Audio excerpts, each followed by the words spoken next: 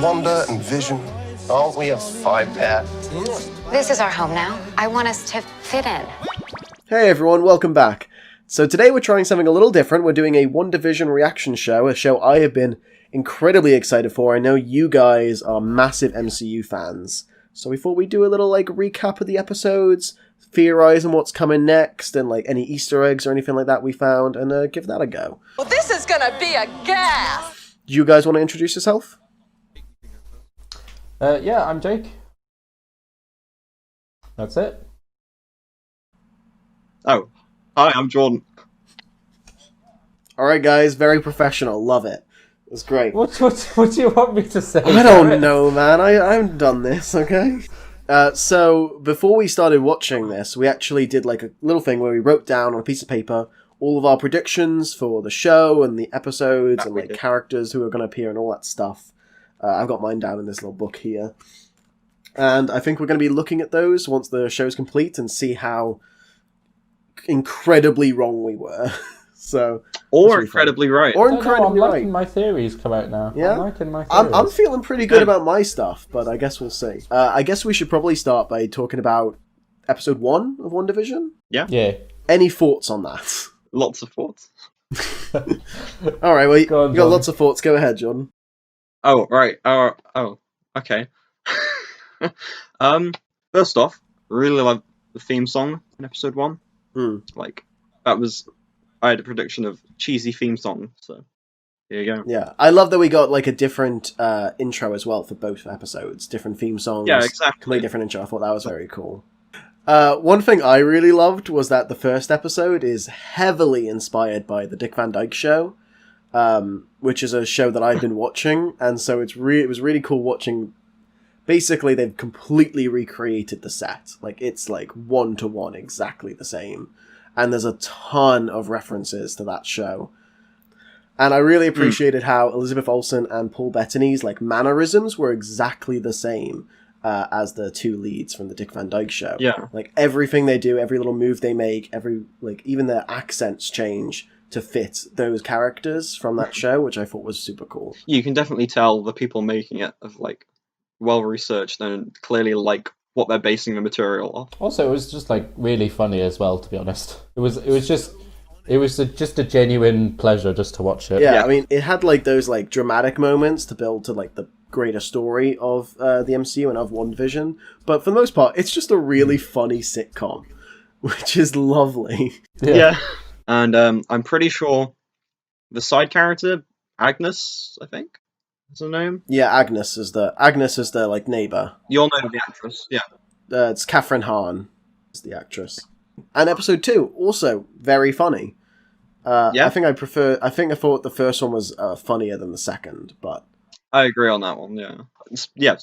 Specific highlights in the episode is that the Yakety Yak song. Him at work being the whole "you're like a walking computer." Totally freaking out about it. That was the funniest scene in the show so far.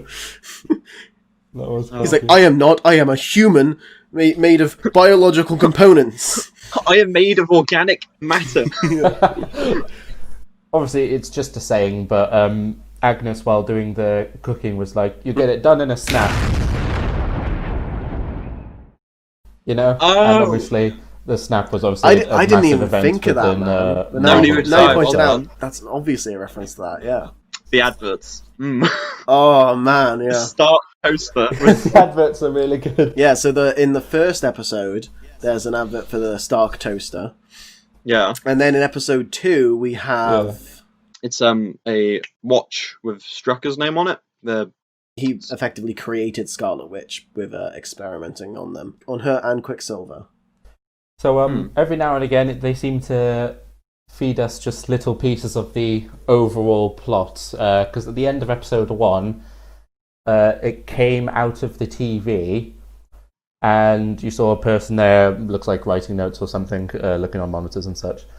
And they had the sword symbol, which I can't remember what movie it was. It was Far From Home, I think. Far From Home, Far yeah. From That Home, was I believe. Captain Marvel. Nick Fury's kind of new organization in space. Oh, yeah. With a sword. Yeah. Opposite of S.H.I.E.L.D., shockingly. And then the same kind of but the same symbol cropped up at near the end of episode 2, where a beekeeper came out of like a manhole. As they do, As they do. I mean, natural thing every beekeeper does. So, I mean, it totally wasn't, but when the beekeeper first popped up, and you can sort of see through his mask, I looked at it, and I thought for like a split second it was Ben Mendelsohn. I also thought it looked like Ben Mendelsohn. I mean, maybe it is. Yeah, who plays Talos in the movies. I mean, he is a member of S.W.O.R.D., so I shield even. S.W.O.R.D., yeah, no, S.W.O.R.D. I just also just have one more thing on episode 2. So at the end of episode 2, everything from black and white goes to colour. And this starts with Vision's face. Now, at the end of Infinity War, when Thanos pulls the gem out, you know what I was going to say. I know what you're going to say. Vision Such a good point. Into the silver version of himself, which is in the comics. But it almost looks like he's in black and white. So, and it fades from his head down the rest of his body when he dies. It does. So it's not I'm like an thinking immediate that switch. perhaps this is happening because Wanda's maybe trying to revive Vision in some sort of a way, and maybe it's working because it's going from black and white into colour. It's kind of doing the reverse. So we know that WandaVision is heavily based, apparently, off of a comic run. Yeah. But Kevin Feige has refused to name what storyline is super important, but it's pretty much everyone really knows that it's House of M. Which I actually just read today because I was interested. And it's so important. I mean, House of M, not to spoil it for you, but I'm going to. This is a spoiler alert. Spoiler alert. House of M effectively revolves around Wanda creating this other version of reality where everyone gets what they want. Because she lost control of her powers, she kills her friends, she kills Vision, Vision dies, and she makes this new world where she has a family because of Vision, and everything's okay, which obviously collapses because it's a comic. One thing that stuck out to me a lot in episode 2 was they keep repeating the phrase, for the children. And it's very culty when they say it in the episode, but that is exactly what House of M is. House of M opens with Wanda having a vision where she gives birth to a child, and then she loses it, and it all breaks away. And she makes this universe for the children, for her children. And now, end of episode 2, she's pregnant. She's gonna have a child. Hopefully, yeah. But then we do know that she's in Doctor Strange 2, Multiverse of Madness. So it's at least safe to say that Wanda survives this one, probably. But then I think we also were well, it's safe to say that Black Widow survives Endgame because there's a Black Widow movie, and that wasn't true.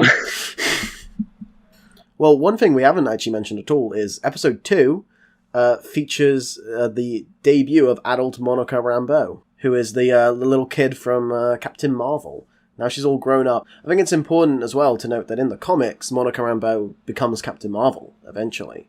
So she has and gets powers of her own. Maybe she already does. Maybe this is what's going to give her those powers. I mean, Scarlet Witch definitely has, as we know from House of M, realm-altering powers, so who knows what's going to happen.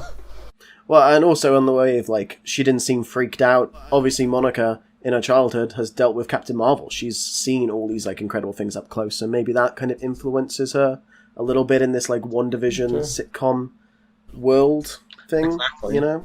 I mean, she's seen a green alien shapeshift into her mum and back again, so, you can't get much freakier at times. True. I mean, it was a fantastic start to the show. I'm very excited for the next episodes. I think there was a lot going on these first couple episodes, but I'm so excited for the next few. I don't think we've even scratched the surface. Oh, definitely not, no. We've only just hit colour, so... yeah, that's true. Yeah. Still can't wait for that episode where Kramer shows up. So. Yeah, it's going to be crazy when Seinfeld pops in for a drink. I can't wait until we hit modern day in WandaVision and they just become vloggers. Oh, that'd be so good. That would be awful. They get to 2020 and it's TikTok. WandaVision, a TikTok musical. Oh, it's Vision just flossing. I'd watch that. I'll be honest, I want to see that. Oh, I kind of do too. Oh, no. It's awful. Stay tuned for another kooky, wacky episode in Craig Lee Films. Oh, God. Sorry, go on.